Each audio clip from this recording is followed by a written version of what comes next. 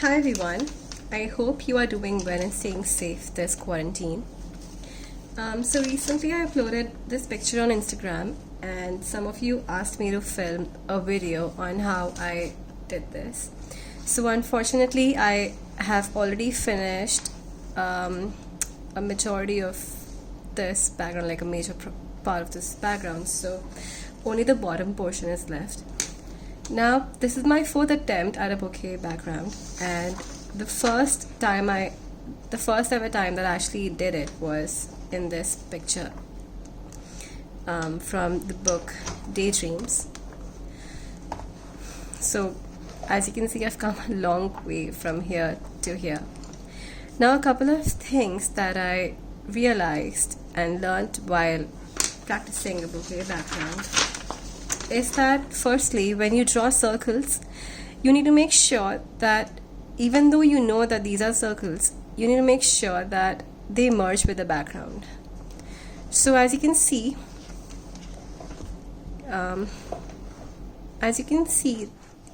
these are circles, but they're merging with the background in such a way, they're blending with the background in such a way that you can't really see the outline of these circles, and that is how a bokeh background gives a blurred effect. And another thing that I want to point out is when you're using your yellows, the brightest, or any color. For example, in this picture, yellow is my lightest color, right?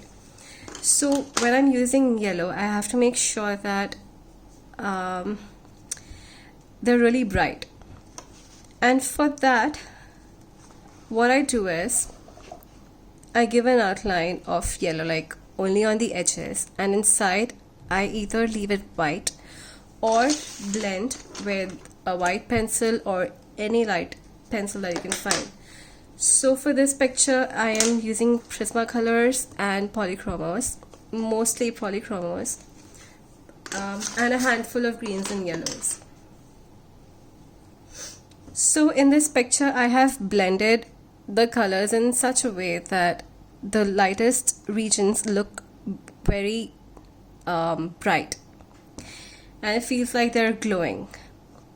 And this is how you do, this is an effect that you get when your yellows are bright and they blend with greens.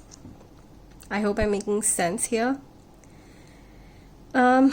So these were a couple of things that I wanted to point out. For example, if you are giving a pink bokeh background, so your lightest color would probably be a deco pink, or I don't know, maybe any other light pink that you want to use. So you want to make sure that your color looks very bright, and for that you need to leave the inner part of the circle very light. So I would recommend not coloring in it or leaving it white, or just blending very well. So I'll be showing you how I have done this background, just giving you a brief idea of how it's done, like how I do it. So I started off by putting a layer of watercolors. So this is my little palette, and these are just basic artist watercolors that you get in India, and I used this green. Now it's very close to the dark green of Prismacolor range. You can use any green that you want. I mixed it with water to just dilute it and to make sure that it's very light. And I also used yellows in certain places where I wanted to give a very bright effect, like in this area or in this region. So what I did was I just splashed water everywhere on this page, wherever I wanted my greens and wherever I wanted my yellows, in a very, very light layer with minimum pressure. And after that I just went over it with my pencils. So I'll be showing you how I did it. So I'm starting off with, this is Kelly Green from the Prismacolor range, and I am just going to go around the circles very light and without applying any pressure.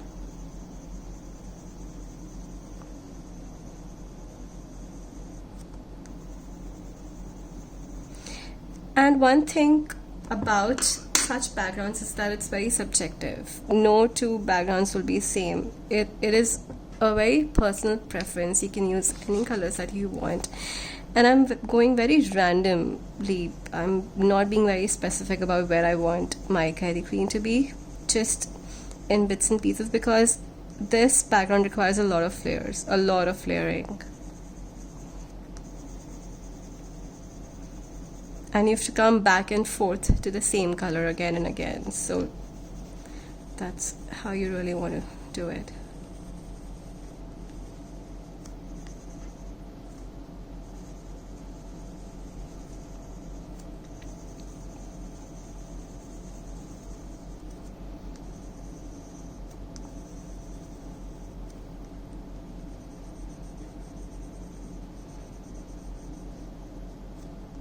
Oh, by the way, I am using a reference picture for the background inspiration. I've already shared it on my Instagram, so you can take a look over there. It's basically a photography, a real life picture of a nest and a tree. So that's what I'm just using for inspiration. Now the areas very close to the nest, or whatever your main body, like whatever your main item in the picture is, you want to make sure that those areas are darker than the rest. So just to give a shadow effect, I guess. So for this, I will use Chrome Oxide Green from Polychromos, and I'll just go over the Kelly green that I use. So whenever I color, I mostly use Prismacolors and Polychromos together because I think they work really well together. Not applying pressure, just going very light.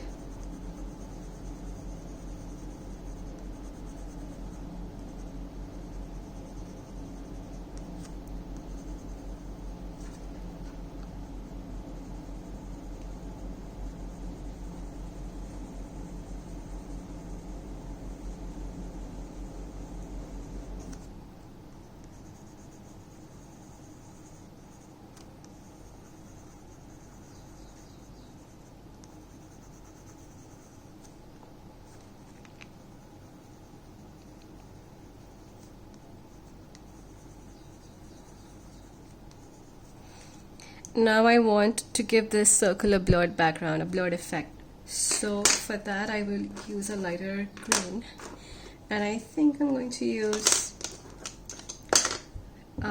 this is the earth green yellowish from Polychromos, and I'm just going to circle the circle.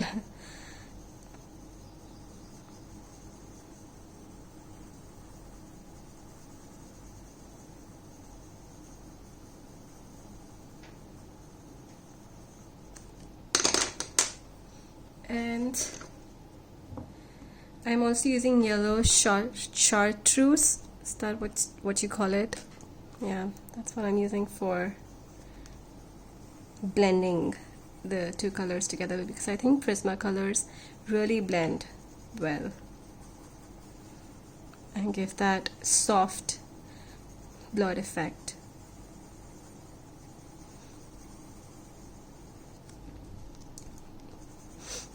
For the center, I will be using cream.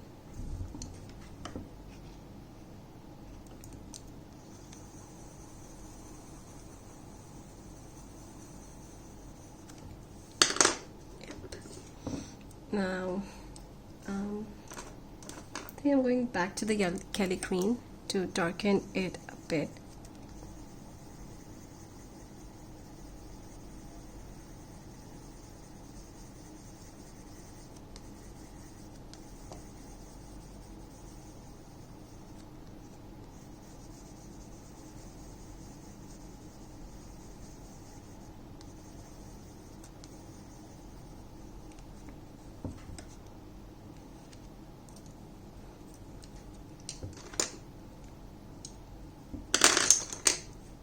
line peel from Prismas.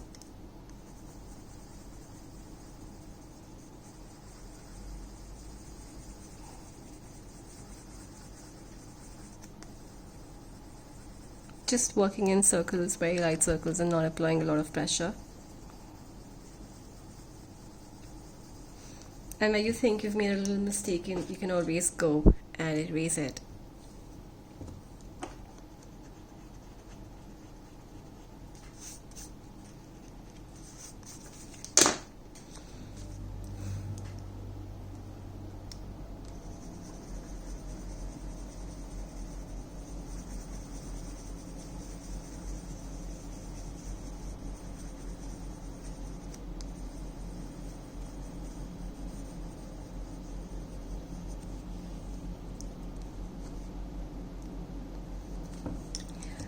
Now using, where is my green? There it is. Chrome oxide green.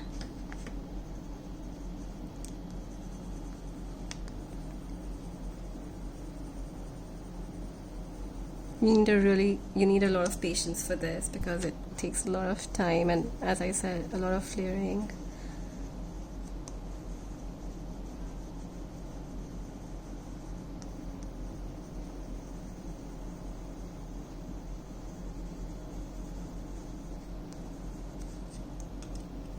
Going back to my Kelly green.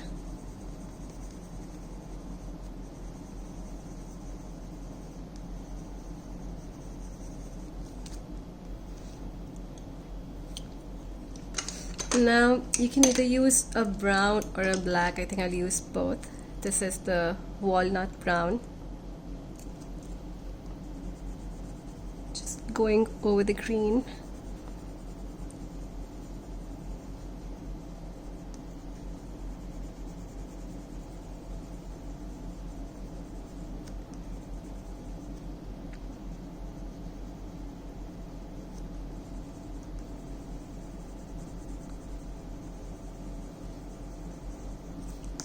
Lastly, black. I generally use Prismas for my backgrounds, but for this particular effect I felt that since polychromos can be used when you want to layer a lot, so I think for such effects polychromos do a really good job.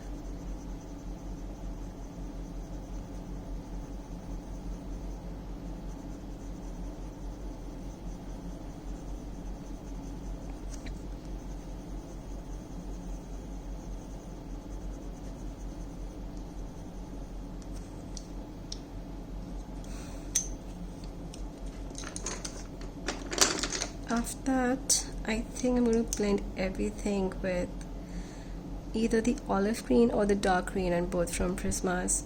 Let's just see which one does a better job.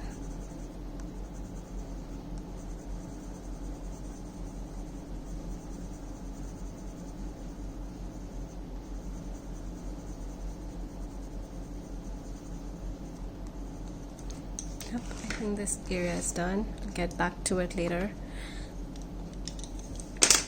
Now, as you can see, there's a very light paint over here because this is the region that I want to be the lightest.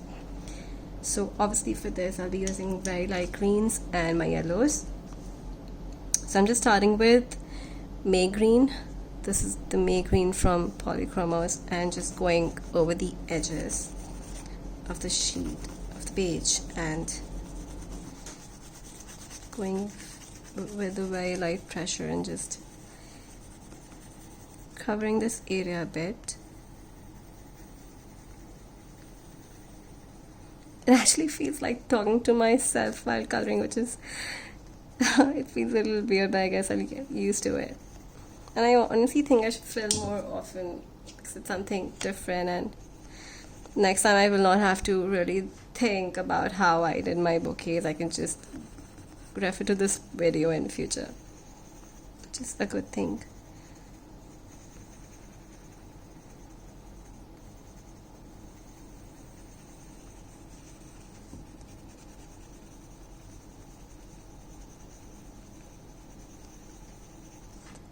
I think I'm going to use lime peel now because it covers more area than and easily. So I'll just use line peel.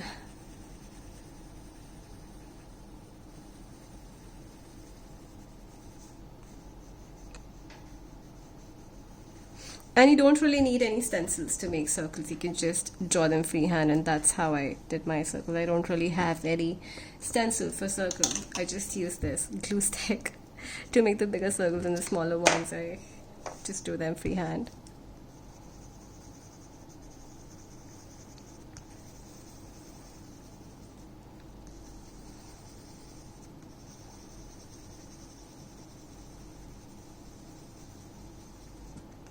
As you can see, there are circles here, but they're not very definite, and that's how I want them to be.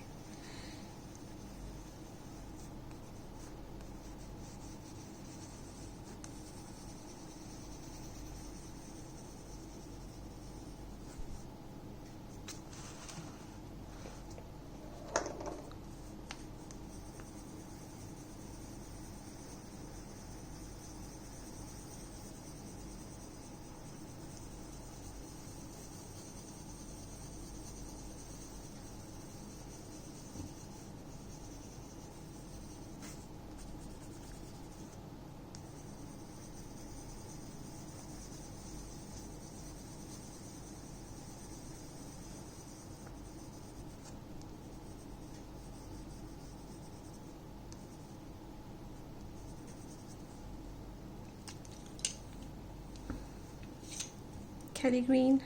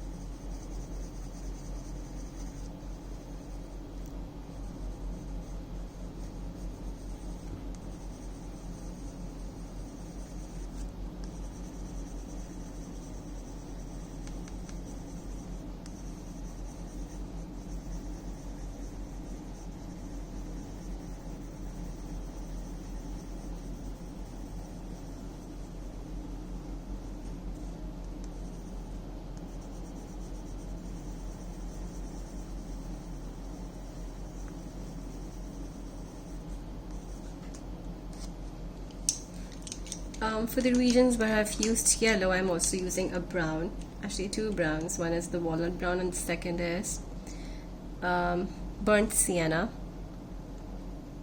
from Polly's.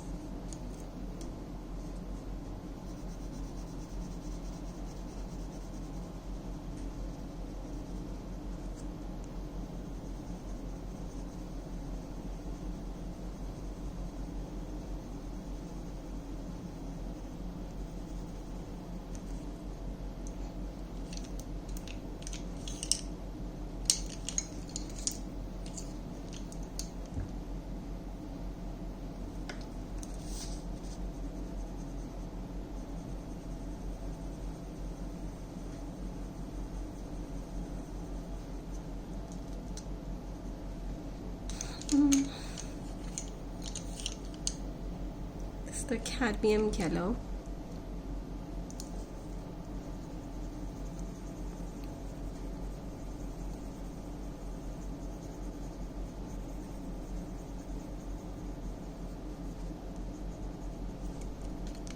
I need something to blend them because I'm not blending too well here, so I think I'm going to go with the Prisma white.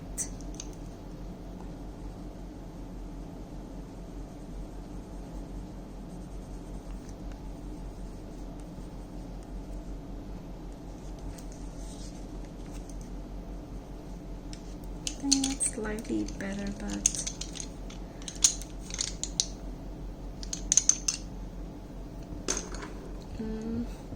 earth green yellowish.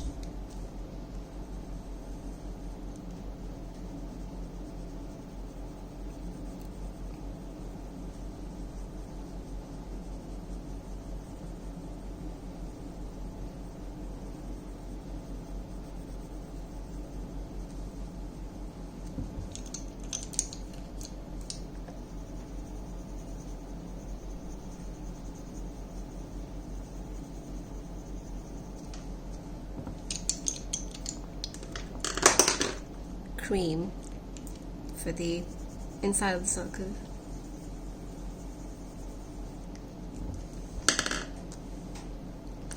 And that's fine.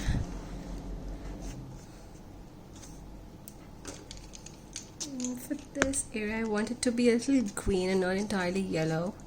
So I think I'm going to use yellow chartreuse.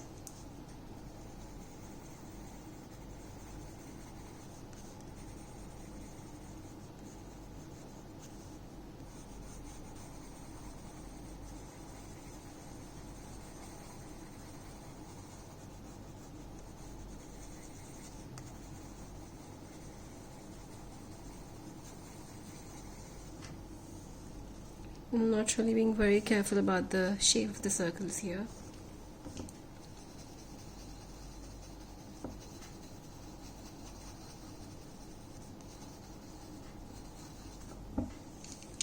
A bit of yellow, just a pinch of yellow, cadmium yellow.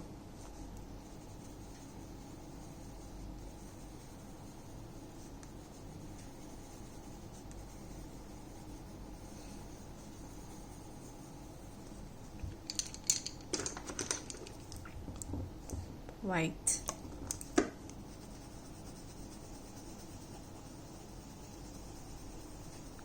At this point, I think I've burnished this area because I'm applying a lot of pressure on this white.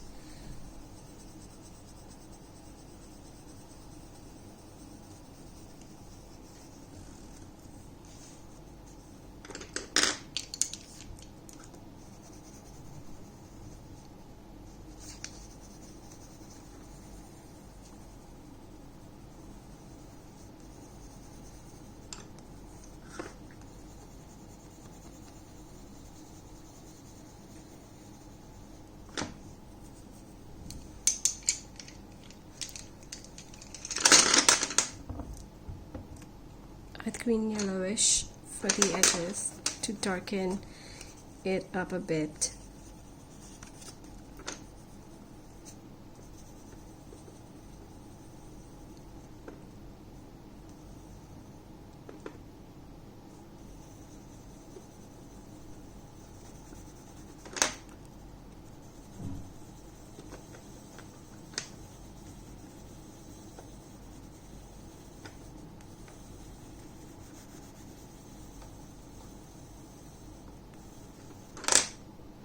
Now I don't want it to be very dark, but I do want it to be of medium darkness, and can't really find one. Oh, there it is. This is the juniper green, which I have used a lot on this page. Where you can see the darker areas, I have used juniper green in those areas.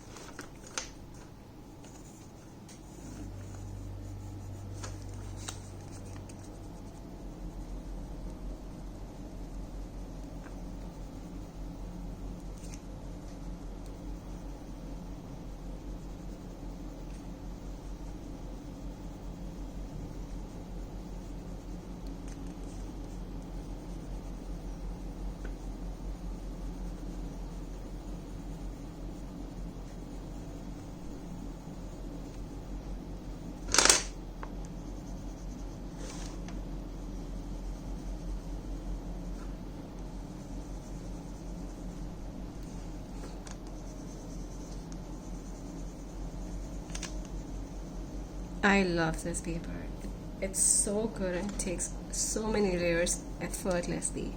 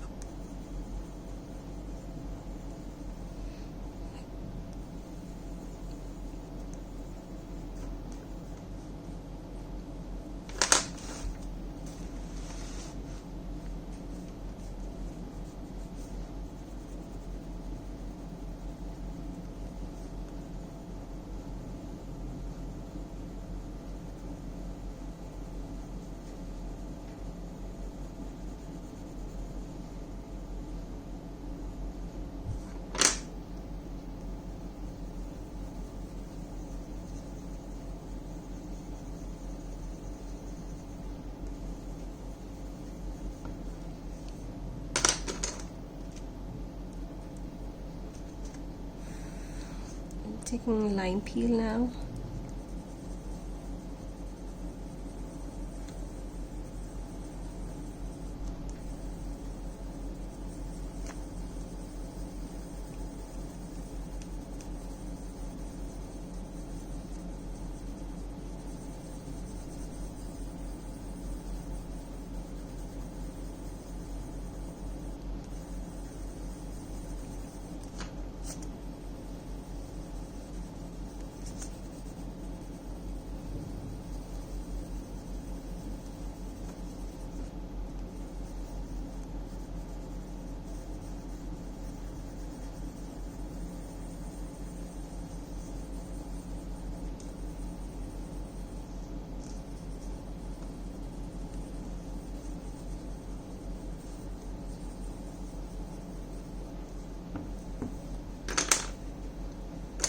Now I will take my chrome oxide green.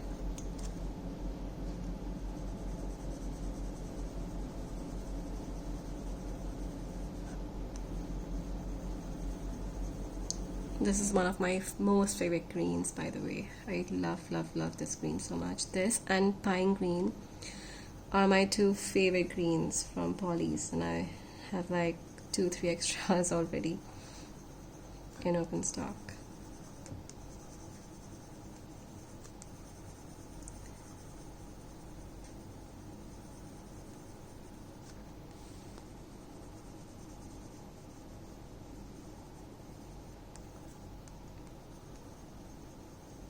You can actually pick any colors at random. You don't specifically have to use the same colors.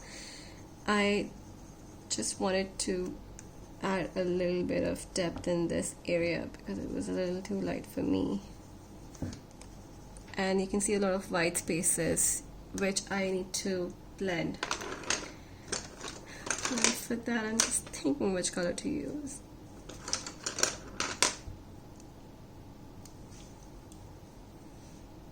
I think I can use a little bit of olive green here.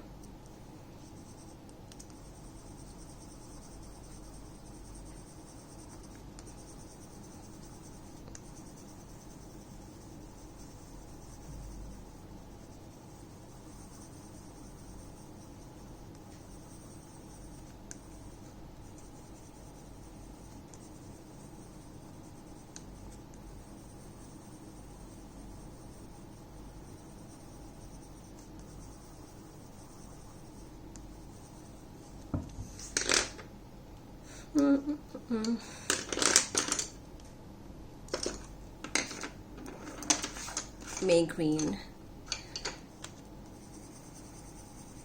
And at this point I am applying a little bit of pressure because I want to burnish it. I want to get rid of these white spaces in between the colors. So I am applying a little bit of pressure. Just going over the circles. You can also use a blender pencil or any kind of blending tool that you want. I just don't like using them. I just like to do everything with my pencils, so that's why I never really use any kind of blenders. I only use white or a light color to blend.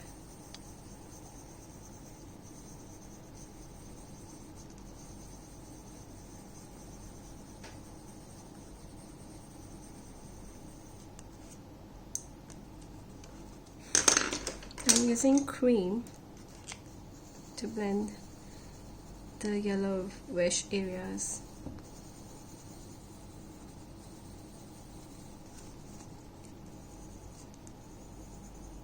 Add a little bit of white over here because I think it's too yellow.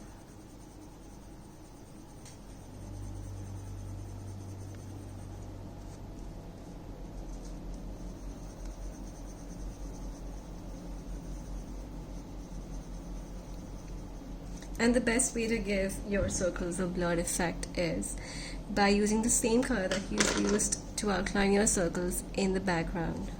For example, if you can see here, I used yellows for my circles, but I also used them around the circle so that the outlines are not very visible. And that gives a really nice blurred background effect. I'm using Kelly green now.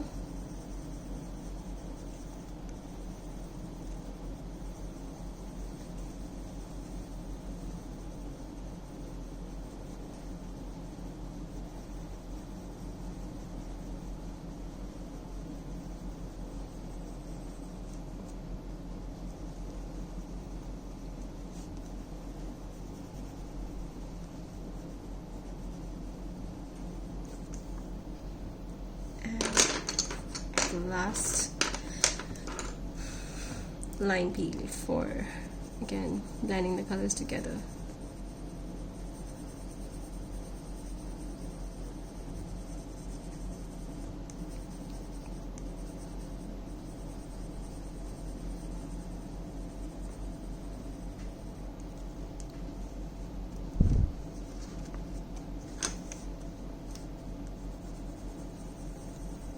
And you can just keep working with your colors till you get rid of most of the white area. But I think I'm just going to keep it as it is because I'm pretty content with how it's turned out. Just white to soften it up a bit.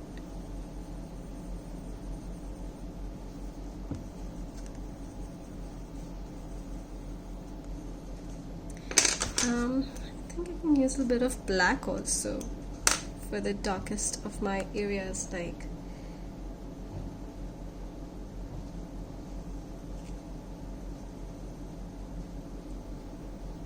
not pressing hard at all.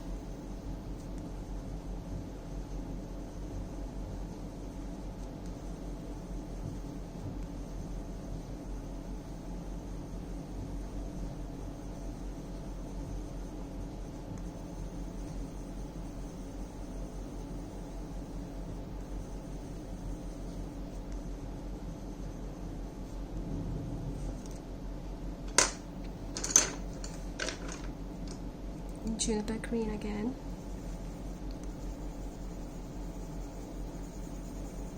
You can just go on and on and on. There's no stopping, but you have to stop at some point, and you keep working till till you think it's perfect. You just keep working and adding more colors, or just keep blending and blending and blending, because this paper takes layers and colors really well. I normally have a little hard time blending polychromos, but here it's just blending so well and effortlessly. So that's it. That is the end of this little tutorial video. I hope you liked it, and if you like such videos and if you would like to see more of the way I color, you can just let me know and I will try to film more and more videos. So thank you for watching, and I'll see you next time.